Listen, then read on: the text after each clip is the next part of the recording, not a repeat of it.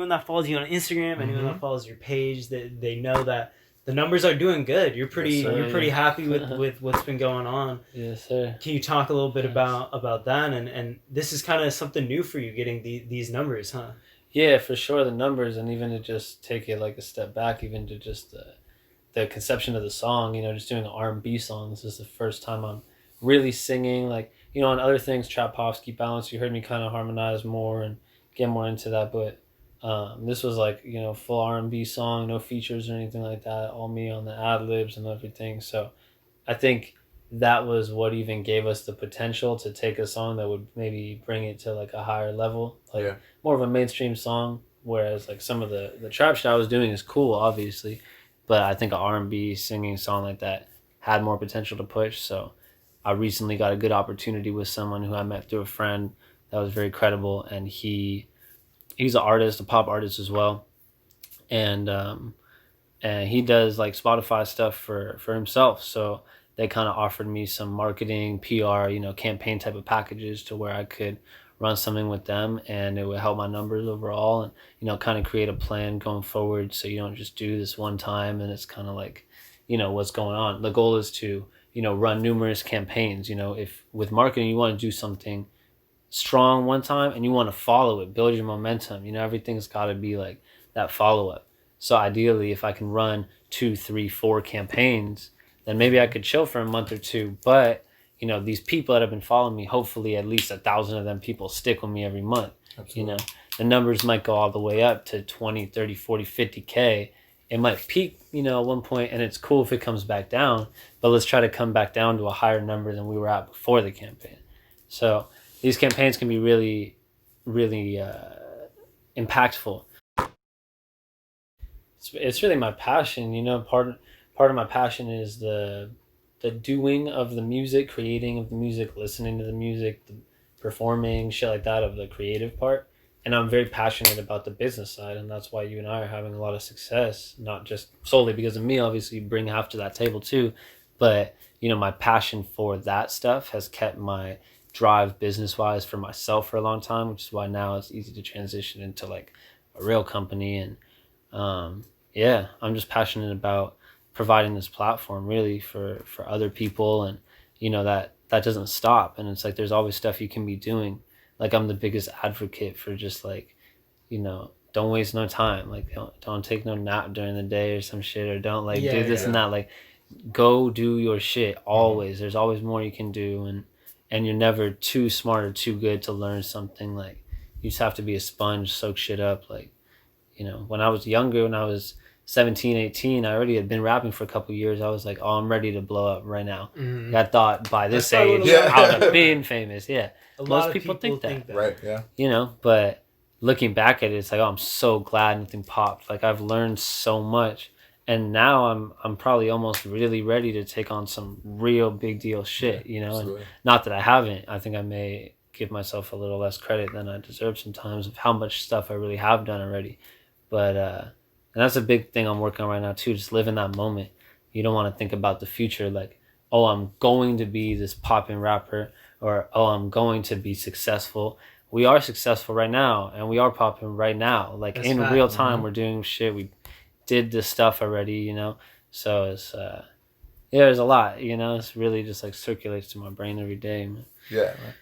So, speaking about your younger self, on social media, video resurfaced. Mm-hmm. A lot of people have been talking about it. Viral. Yeah, you know what I'm saying? I think I saw it on World Star. Yeah, man, I saw a lot of people like reposting it and stuff. Shout out to Angel Quintana. He was in the video. Yeah, but it was from, I think it was Newbury Park High School, right? Right. And you were at, was it a rap battle? Yeah. So what was going on there, man? How did that even happen? Like I remember that, and I got some questions. I was like a freshman, but how did that even happen? You was at Newbury? I was at Newbury, man. I remember I thought it was a fight, and then I walk over, and I'm like, yo, these two kids are rapping right now. Yeah. So how did that happen? Well, you know, that's the first like response or reaction that everybody had. They all thought it was a fight.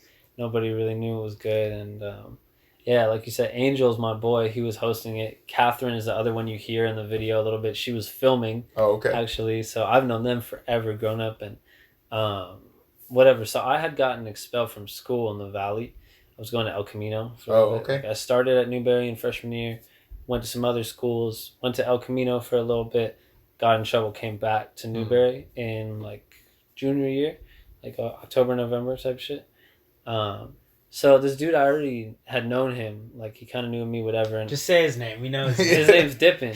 Yeah, I don't give a fuck, whatever. So, so back in the day, I knew him. I don't know if I knew him from freshman year when I was already there, or we knew each other somehow. And I rapped in freshman year, and I stopped rapping. But then in El Camino, I started rapping again, like right before I got in trouble. So I came back to Newberry, and I'm like a rapper. And I'm like not scared to say it, like I really was being a rapper, you know? Yeah. So he at the time was rapping too, I guess, and wanted to rap battle me. Heard I was coming back to school and started giving me smoke on Instagram. For real? We started going back. Wow, I didn't know that I would have never thought that kid would have done something like that, man. Yeah, I think there was something, or maybe somebody else instigated it or something. I don't know. He got caught up. We went back and forth a little on the gram, and then basically first day I was back, he was like, "Yo, let's do this today." I said, "Not today. Let's do it tomorrow. Tell everyone that you know in the school. Get everyone there. You know, I want this to be like the biggest thing in the world." And I was like back at school, so there's already chatter like, "Oh, Pofsky's back. What the fuck's going on?" People know. Yeah. Yeah, and I was 16 at the time, you know, but my marketing brain is like, let's get everyone there. Yeah. Just to expose me as this artist. So we did that, you know, at lunch the second day I was back at school.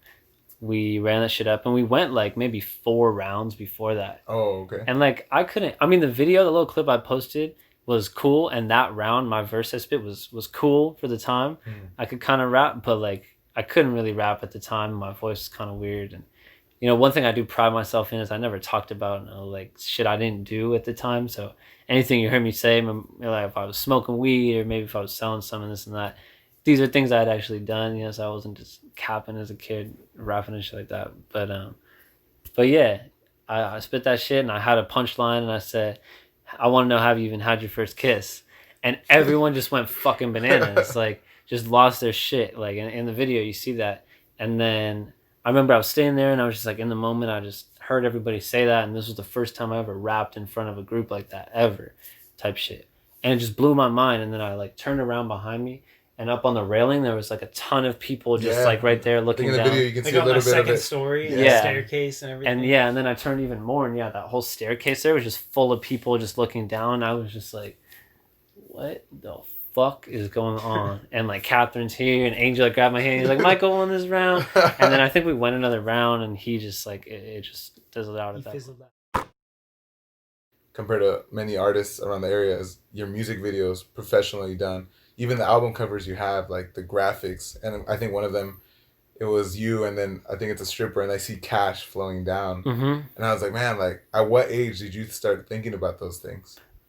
Strippers? No, I'm just just that what, the ass or the titties? No, I'm just kidding. Just that quality of just everything, not just the music, but the video, the package, the album cover, everything. You know, when I did my first, like I recorded a couple mixtapes in high school when I was living in the Valley going to El Camino. And I made like little covers to them. It wasn't too conceptual. At first I was just taking pictures and was really just like doing myself, just throw shit together. Maybe the first time something conceptual, it was like my 5th mixtape that I did. And there's a book called If You Give a Mouse a Cookie. Have you heard of that? Yeah, man, it's a classic. So with the overalls? So it was called If You Give MIC a Mic. Ooh. And it was the play on that. And I had a friend, you know, Sebastian Stolp. Sebastian Stolp. No, but name sounds familiar. For sure, yeah. Well, him and I grew up together, and he's really dope at drawing. So I had him like draw that cover, but like remix it. So instead of the fucking mouse, it was like me. And instead of holding a cookie, I was holding a big bottle of Patron and like some weed and shit. And it said, if you give MIC a mic instead of if you give a mouse a cookie, like he drew out this cover. So that was conceptually a cool thing I did. And then after that, I did a lot of stuff with this group I used to work with, record label, up and coming company. We did a lot of stuff, and that not even to be mentioned at this point, but that was kind of in between that time. And then really Dynamic, which you can stream now under Pofsky, was the first conceptual one. And so Dynamic has the MIC at the end with the periods after the MIC. So it's kind of the play on like music is crucial. And this next one has rhythmic with the MIC at the end too. Okay. So it's like a play on, having having that MIC in these words that end with that. You know, the reason why I even would think to do like a backdrop like that is because my mom does branding and promotional products and stuff like that. So she makes anything from like a t-shirt, she'll get the blank garment, put the logos on it, to a pen. She made a bobblehead of me, like any random promotional items. People need lighters, or like Jamba Juice, she did their fucking uniforms and shit like that. Like, so just different, you know, items to clothing to products in general. She did a lot of stuff for Undrgrnd, like that, you know, like imagine the first show, you walk up those stairs and there's that backdrop. Oh, yeah, absolutely. She got us that. She helped us out with the t-shirts. Right. Yeah. I think I actually met her too. She was with your pops. I was asking Stepdad. Oh, okay. Yeah. There you go. Yeah, I was asking them a little bit about like the history and stuff. But yeah, so the grind is in the family for sure then. Yeah, my mom, an entrepreneur. Like her and my dad. Like my dad had started a business out of college with a partner, and then they got married. They worked together, you know, they ended up selling the business. They did end up getting divorced and shit like that. And my mom kept her own company she started up, and my dad actually like helps her now kind of keep all the finances in order and shit like that. So it's all good chemistry. And yeah, she's been an entrepreneur, so she worked from home ever since she had me. So I've always been around her, just learning from her stuff about law of attraction, spirituality, being around that, and then also watching the entrepreneurial spirit, you know what I'm saying? And also my likeliness to get started into the music industry is better off starting this company with you, doing the moves we're doing, you know what I'm saying, just to establish ourselves as a company in the industry anyway, you know what I'm saying? And then that in turn gives me a good, you know, I'm super, super blessed, because most people that are artists are not businessly inclined at all. You know, and a lot of people always tell me, oh, you're the business guy, you know. I get that often, and I hone that in, and I work hard on that. But I'm also a talented artist. So. Yeah, it goes both ways. Yeah. Not a lot of artists are business-minded, and not a lot of business people also have an artistic talent and skill as well. Right. So it's cool that you're kind of a hybrid in that sense. Talking about Undrgrnd, we're doing our next issue. We're in the process of getting that together and handled right now. Undrgrnd is growing. Undrgrnd will have a next wave, a new, fresh, awesome look, more content. It's gonna be crazy. It's gonna be dope. But for you specifically, what do you think bringing in a whole new wave of people, bringing in brand new artists, new faces from the Southern California area? What do you think that's going to do for Undrgrnd as a whole, the brand, the company of Undrgrnd? Mm-hmm.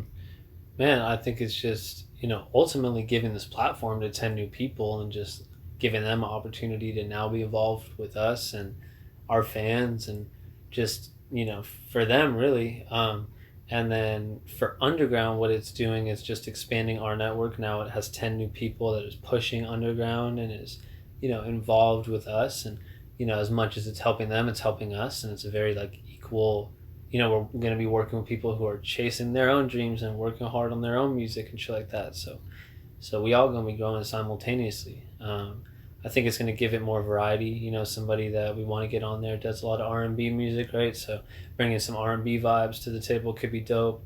You know, bringing different elements or different cities, like, you know, we may or may not have just 805, or maybe some Valley people or some other people. We might be poking the boundaries a little bit. Okay. Right. Expanding a little bit. Yeah, so that might, you know, bring in some different areas of opportunity to maybe we do go and do a Valley issue next time, and it's the 818 or some shit. Like, I think it just is our next step organically. Like, what would you tell an artist that says, what did Undrgrnd do for you as an artist? Why would I even want to be on this magazine in the first place? From an artist standpoint, what would you say to someone? Mm-hmm. I love just having like this physical magazine. You know, a lot of us grew up looking at something like a XXL or Source or whatever the fuck. Our generation did still grow up maybe reading some of that type of shit. We might be the last generation that did. Yeah. So I think it holds that sort of significance to me, to just feel like if I was a kid and saw this, it's like, wow, I made it to actually being taken serious as a rapper, like for real. Maybe just to hold that as a younger version of myself, that's what I would have thought.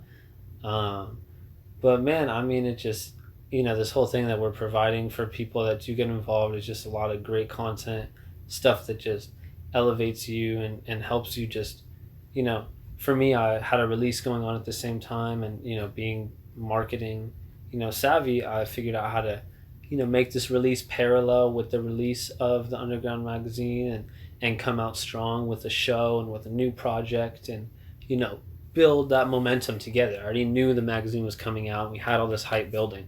So it was naturally the right move for me to make a new album or a new EP at the time and drop that shit and go crazy, So I think it gives you opportunity to do more yourself. Because, we're going to be giving you this platform, doing a lot. You're going to be doing a lot with us as an artist. But, if you use that and utilize that to your best for your own advantage, your own career, everyone's going to do that a different way and different music and all that shit, then, everyone can maximize.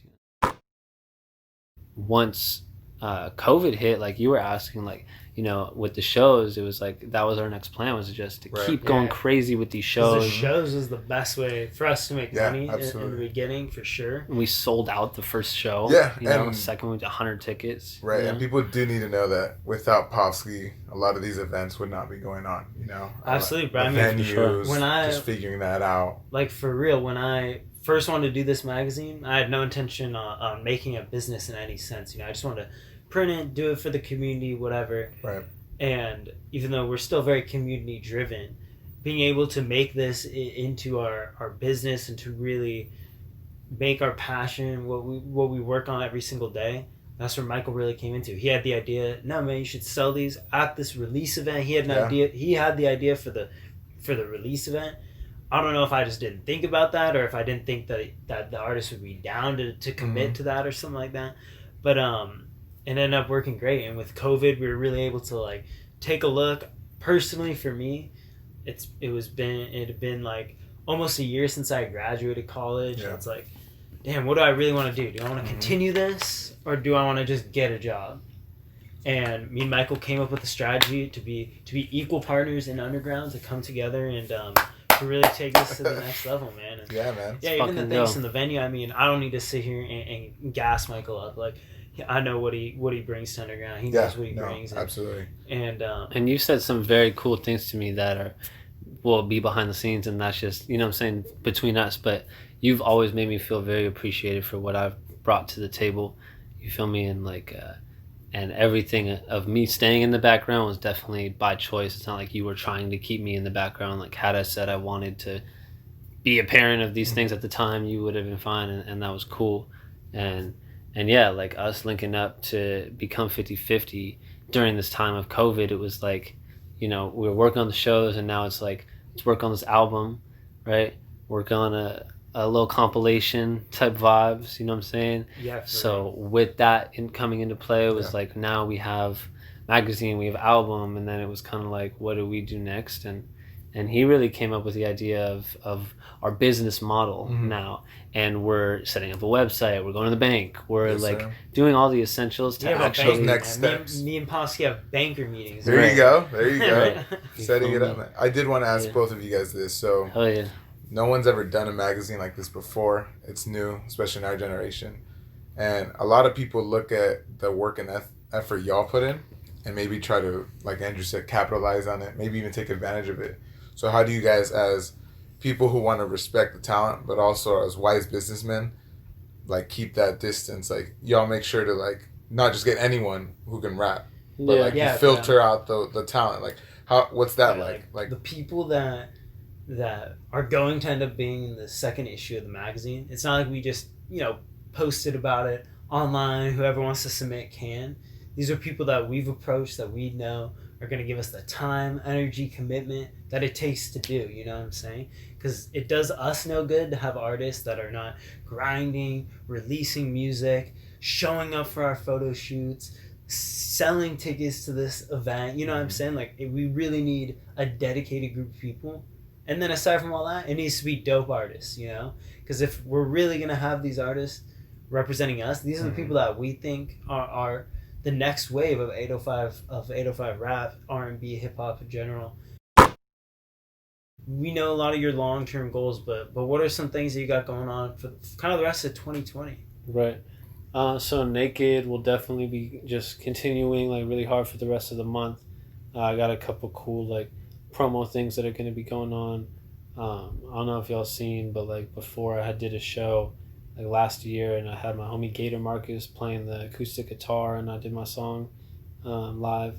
So I want to do something like live where it's me with an acoustic guitar, probably with Gator again, you know, doing a like acoustic version to Naked. That'll be for YouTube, Instagram, shit like that. That'll be coming probably before the end of the month.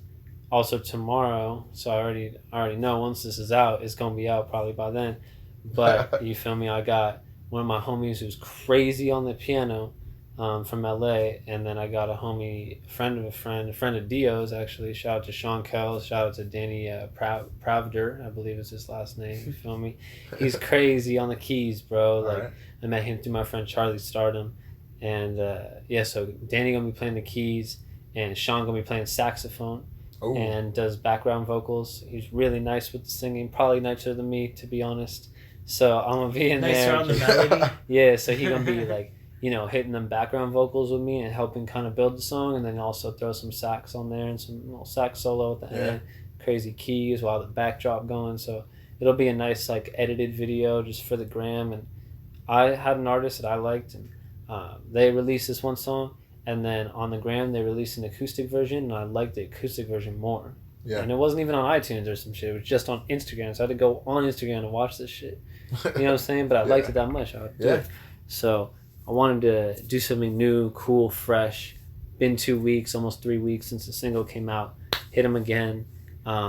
We finna hit 100K on this single. You feel me? That's the goal. 6 digits it's a with that campaign. Guarantee right there. You know what I'm saying? Like we'll surpass 6 digits for the first time, and then you know once we hit that 6 digits, then we'll have our next single coming out. It's called Momentum. You feel me? Really building on the momentum of everything we're talking about from the beginning of this year in January, dropping Pofsky, dropping Balance magazine, singles throughout the year, collaborations. You know, we're just building, you know what I'm saying? And that second single, we're probably going to do the same thing. You know, we'll drop, run a campaign, run it all the way up. I don't know if music videos will come for any of these. Maybe not. I don't fucking know. But, you know what I'm saying? Creative, cool promo shit like that video I was talking about, acoustics, new singles. You're going to see the numbers consistently going crazy. You know, shout out to fucking Buffalo, New York is my number one stream city right now. That? Do you have any idea why? Do you have like any idea why that is, or is that just the way? Why Buffalo? Yeah, is that just the way the streams go? It's a playlisted campaign. You know, Spotify campaigns work with playlists, so you work with somebody who has relationships with curators that have playlists. You know, and you know some people own numerous playlists. You know, so you tap in like that, so you can see on your account what playlists you get put on. You know, and this is a real thing. This is how real record labels and marketing campaigns work in the music industry, you know, through Spotify specifically is campaigning through those playlists. So you can see which playlist, how many plays from what. And then based on those playlists, it might have most of their listeners from Buffalo for some reason.